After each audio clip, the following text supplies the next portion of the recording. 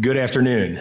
This is Dragoon 6, your Regimental Commander, 81st Colonel of the Regiment, Colonel Joe Ewers. And today I've got the distinct pleasure and honor of interviewing the 33rd Regimental Command Sergeant Major of the historic 2nd Cavalry Regiment, Command Sergeant Major Michael Burke. Find people that are going places in the Army, the go-to people within your element. If you could tell any of our soldiers 3 things to focus on in the future, what would those 3 things be? This will be the most meaningful thing I will ever do in my life. Do you have any unfinished business? It's really going to kind of revolutionize the Army, in my opinion. The special occasion today for interviewing Command Sergeant Major Burke is an exit interview. As we all are sadly aware, Command Sergeant Major Burke is finishing up his time in the 2nd Cavalry Regiment after successfully serving as the Command Sergeant Major of 2nd Squadron and now culminating his service as the Regimental Command Sergeant Major. And we want to take this opportunity to really get one last drop out of him as we get ready to say farewell. So what I'd like to do today is to start off, as we know, this is a program that while Command Sergeant Major Burke has routinely told me that this is my podcast, I would tell you that everybody knows this is his podcast. But starting today, it really is my podcast. We're officially passing the baton, call it a battle handover, from Dragoon 7 to Dragoon 6, and I will do my best to carry forward what I think has been a wonderfully developed program for the regiment and its leaders. So what I'd like to do to start today, Sergeant Major, is I'd like to talk about the purpose of the podcast. In the frenzy of everything the last month, it has not hit me yet. And just now, in this very moment, I just realized I'm leaving 2CR. Man, I love this organization. Major Hefty, who was a Regimental XO, and then the RS3, Major Ryan David at the time, we used to just talk about, hey, what's going on today? Hey, what do we need to get ready for the Regimental Commander? And sometimes it would kind of transcend into almost a 45-minute discussion where we'd just talk about problems. I don't remember who quite said it, but somebody's like, you guys should start a podcast. You know, like I think a first sergeant was just in there one day. We were like, yeah, we should. And it really didn't go anywhere. But then when COVID hit, between the PAO and at the time, Colonel Hof and some others, we knew we needed to do different things to reach the formation.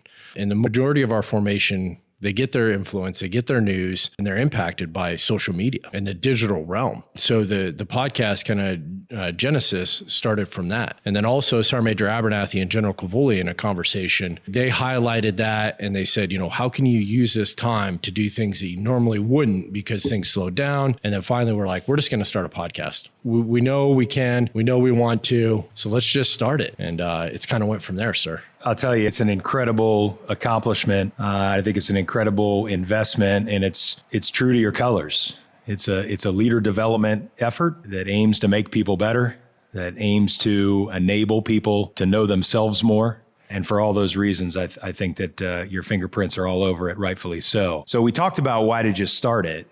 Let's talk about has it turned out how you expected? It has exceeded expectations. I don't think that we ever thought it would reach the volume that it has, the listeners that it has, really, quite frankly, across the globe. We have listeners in Australia, all over the Army. We have units that wrote, they're the PAO or myself, and said, hey, my battalion listens to this. And I'm like, holy crap. Like playing at first, you know, when we sat down and we kind of did a strategy meeting about what we were going to talk about, we got through about like episode 8 or 9. And then after that, it was kind of just, well, come up with some ideas and everything else. And I really feared that after that, we wouldn't have anything else. And I will say that there's probably over 20 to 30 other ideas that Dragoons have brought forward and said, hey, you should do a podcast on this and everything else. We've just never lacked for content. And it's just reinforced the talented leaders that we have in 2CR. They're just truly amazing. And when they come forward and you give them the opportunity and you highlight their talents, every single time they just exceed expectations. And it's just been amazing to me, sir. Well, you talk about there being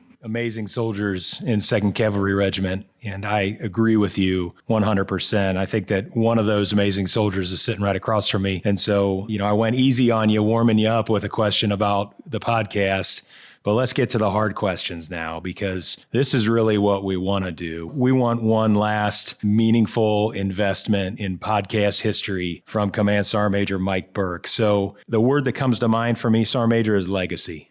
And when I think about legacy, I don't think about ego. I don't think about records on the wall or gold medals or things of those kind of legacy. I think of accomplishments and I think of lasting impact.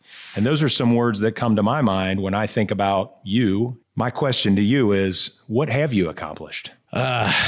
One thing I've always struggled with is talking about myself. And when you ask that question, my first inclination is nothing. But I know that's not true because if I had to kind of summarize it, sir, I think what I've done is I've given the leaders and some of the soldiers in 2CR a real voice in how the organization moves. There's a lot of different pivotal folks that have been helpful in that. The command sergeant majors, the first sergeants, and some of the other leaders, they've really helped to kind of shape this organization. And we've been able to really tackle difficult problems because of their voice, their thoughts, their initiatives, and just, things that they think will make the organization better. The single thing I'm the most proud of is the professional development. Something I ask the first sergeants and the sergeant majors when I sit down with them is if you would have had a consistent, regular, and relevant LPD program throughout your entire career, where do you think you would be? The easy answer is a lot further. Maybe I'd have got promoted sooner. Maybe not, but if nothing else, I'd be smarter. And I would sure in the heck be wiser.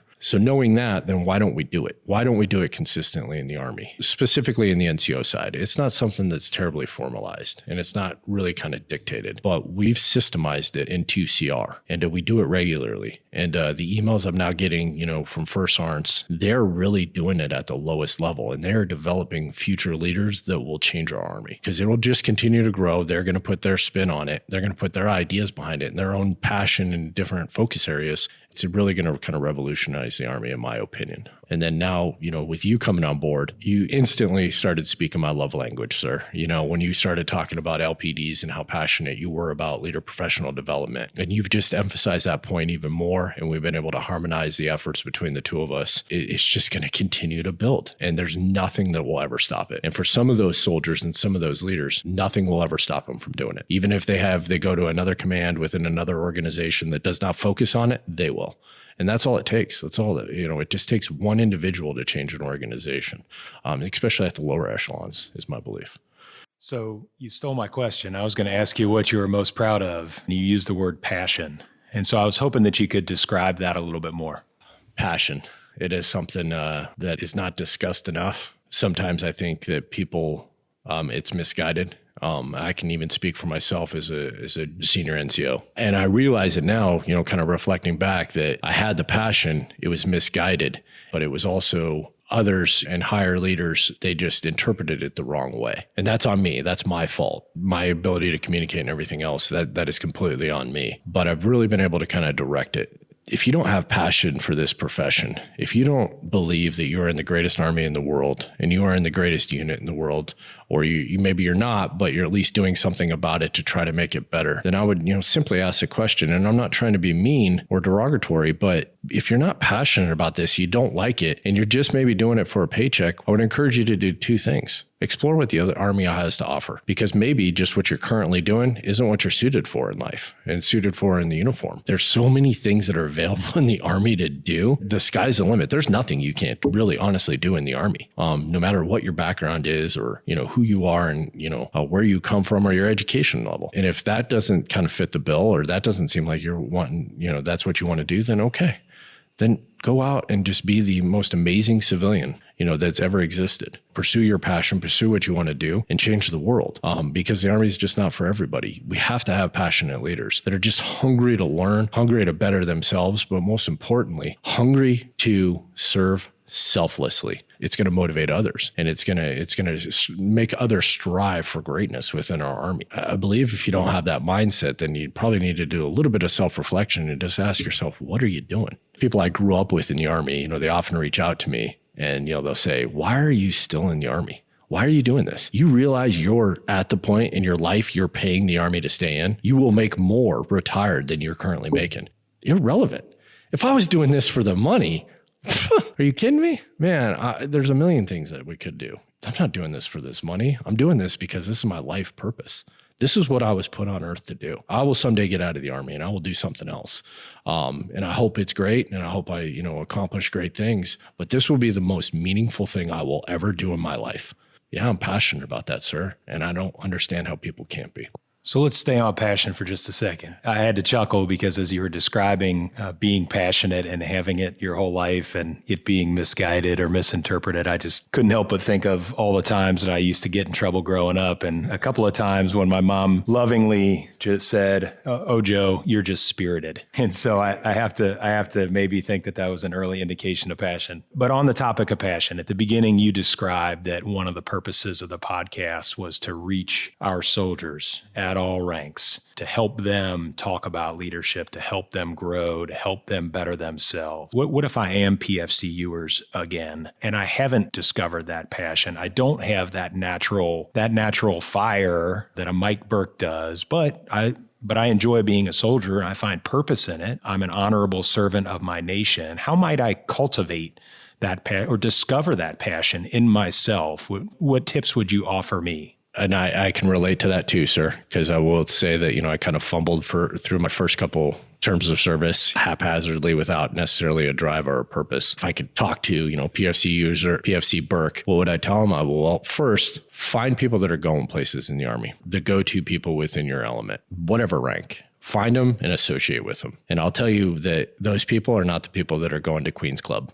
in Nuremberg, especially right now because it's off limits. Those are not the people. And yeah, while that might be fun in the moment, that's not going to serve you long term. And it's going to just waste the money. So that'd be the first thing, is find the people that you can tell are the up and comers and really want to move forward. And second, set out a path. Maybe you have a year, 2 years left in the Army. Make the most of it. Because even if you decide to hang up the uniform at the end of it, you want to be proud of it. I want to accomplish this. I want to go get my EIB. I want to go get my ESB. I want to go to Ranger School. Maybe not as hard as Ranger School, but something that's going to better you. Because what I find is that it's all about confidence. I sure can speak for myself. I didn't come to the Army with confidence.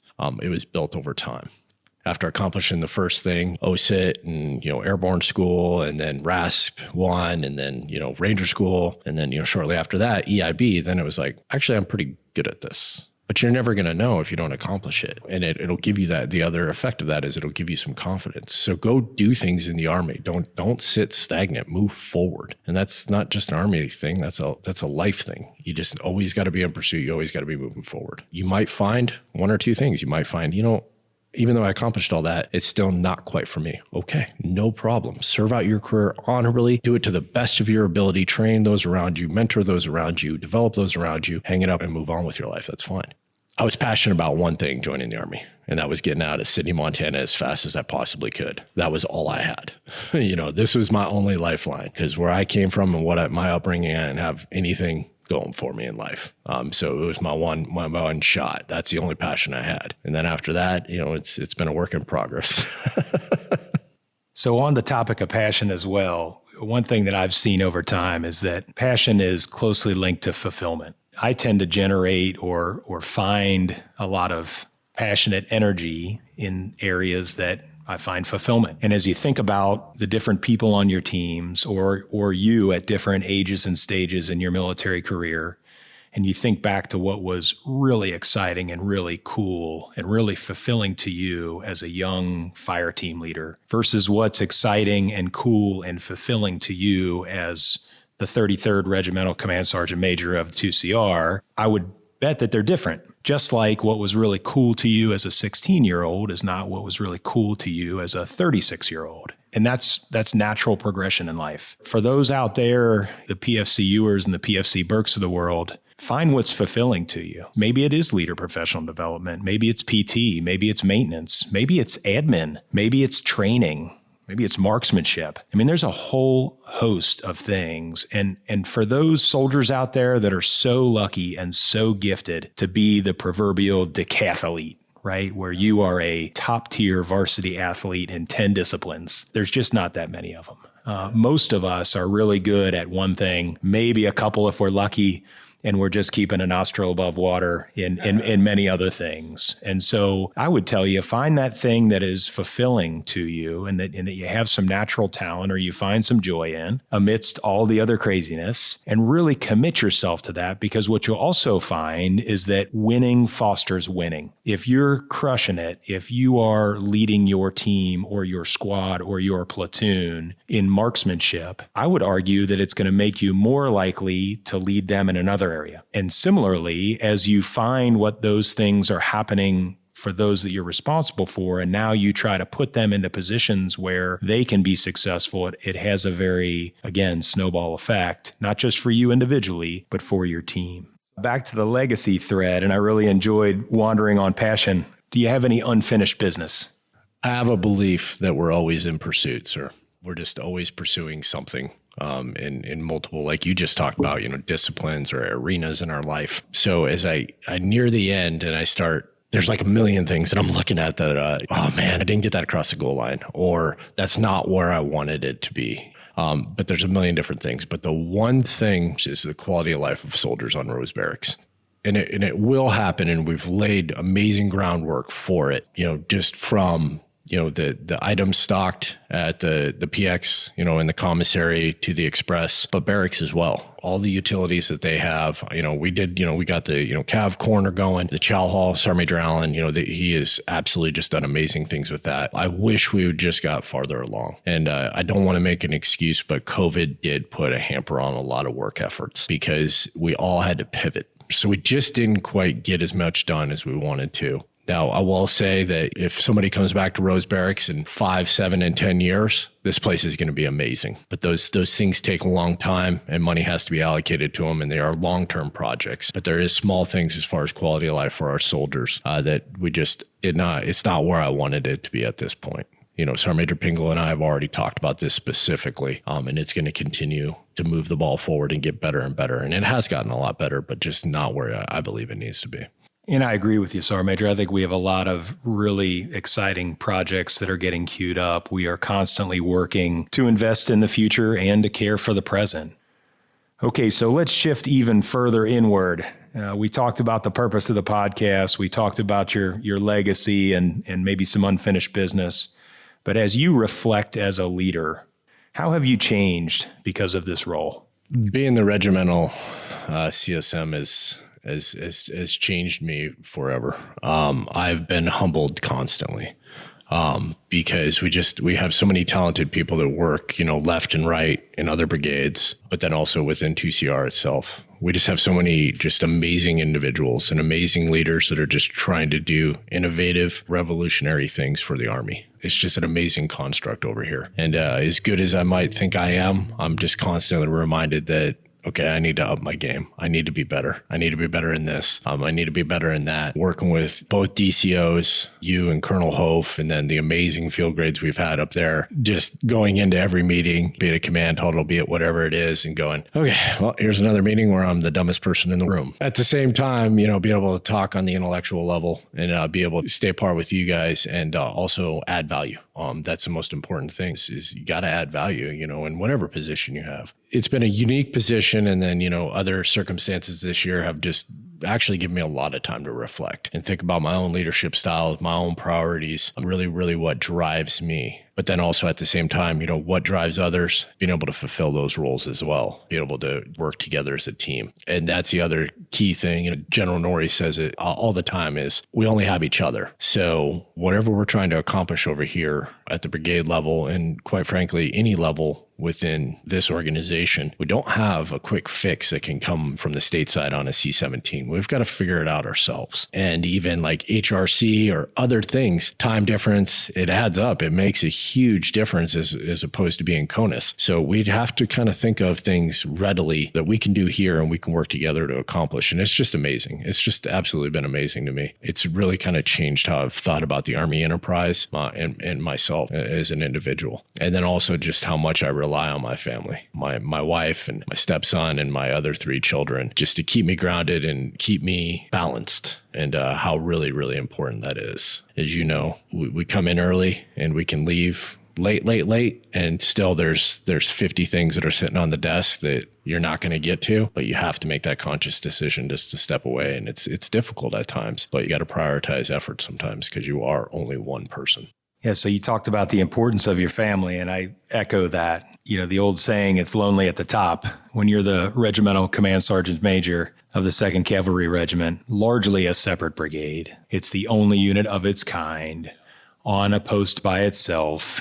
And so to be the senior non-commissioned officer, much like being the commanding officer, is at the top, and it's lonely at the top. And so you talked about relying upon your family. And I guess the piece that I would maybe latch onto and offer to our audience is the necessity of a support system. Whatever your support system is, if you're lucky enough to have a loving family, and even luckier to have them co-located, that can be a tremendous, tremendous rock for you. Not everyone is so lucky. Many of us have loving families that are geographically separated from us. Many of us have, young families that are developing. Many of us have families at odds. Many of us are young and single seeking to start a family. And so there's all different types out there. But regardless of what your family status is, your need for a support system is common. And as the stressors of life face you, whether you're the Regimental Command Sergeant Major of the 2nd Cavalry Regiment, or whether you are a honorable saw gunner in 1st Squad, 1st Platoon, Alpha Troop, in your world, that's a lot of stress. Take a look at your support system, and just like you run PMCS on your Striker every Monday using your -10, do some PMCS on your support system and make sure it's fully mission capable, and that you're not just counting on it to start up when you don't ever take care of it, and you don't ever put gas in it, you don't ever check the tires, you don't ever dispatch it. You got to give that support system some love, just like you got to give your Striker some love if you want it to roll when you need it to roll. Okay, so we are on the cusp of the holiday season. And so I can't help but say that, when you think about so many things stay the same, so many things change, there's an old saying that the only thing constant is change. And that's really the context for what we're talking about here today. A change in Regimental Command Sergeants Major of the 2nd Cavalry Regiment, changes in kill tank radio hosts, changes in the conditions of our holiday season. With the holiday theme, I couldn't help but think that if we were to put you in the role of the ghost of Christmas future, rattle your chains and tell me what's coming next. What are we looking at in the next coming months and the next year for the mighty 2nd Cavalry Regiment? On the spirit of change, sir, is that change in leadership within an organization is needed. While you talked about, great things that I've done, there's also just a million things that I just haven't done. There's things that I haven't even quite frankly looked at. And I'm sure, some of it's probably frustrating to you. Being truthful, I have been in this unit almost 3.5 years. So I have bias. Serving as a squadron CSM and then, getting activated to take the brigade. There's just things that I just don't see and I don't focus on. And quite frankly, they probably do. They need some love and they need some focus areas. And Sergeant Major Pingle is that guy that's going to come in and he's going to look at that stuff. And he's going to come in with a new set of eyes to this organization. And he's going to see things that I just blindly missed. And he's going to be able to take this organization in the direction that it goes, in conjunction with you. And it's much needed, just like you said, change, we're going to hopefully, knock on wood, whatever, we're going to hit 2021 running and make up for lost time, because of, COVID. And there's going to be a lot of things that are going to happen. There's a lot of exercises that are going to happen. And he's going to be able to help that stride. As much as it hurts my heart and it just is painful to think about to leave this organization, it's time. It's time for this organization to have a change and get a high quality NCO like Sergeant Major Pingle in the seat to do what this organization needs him to do. I'm super excited for him. Like the first email I wrote him when we found out he was replacing me, I was like, "You've won the lottery. You are about to be part of the greatest regiment in the history of regiments in the world." That's my humble opinion. And yes, like I said, I have bias. And we've got a library full of great knowledge in this podcast series from Command Sergeant Major Burke. But what I'd like to pose a question to you is, if you could tell any of our soldiers 3 things to focus on in the future, what would those 3 things be? Become an expert. The best way to become an expert is digging into the books and understanding, whatever your MOS is. But also, ESB, EIB, EFMB, and then find some kind of school that really is kind of an accelerant almost of your professional development in that expertise, be it Ranger School or be it Sapper School. And I know I talk about them a lot, but there's a reason for that. It's because they've been pivotal in my professional development in the Army. And the most important thing, and you say it the best, sir, but I'll try. Be positive. This is the greatest time in your life. You just don't even know it yet.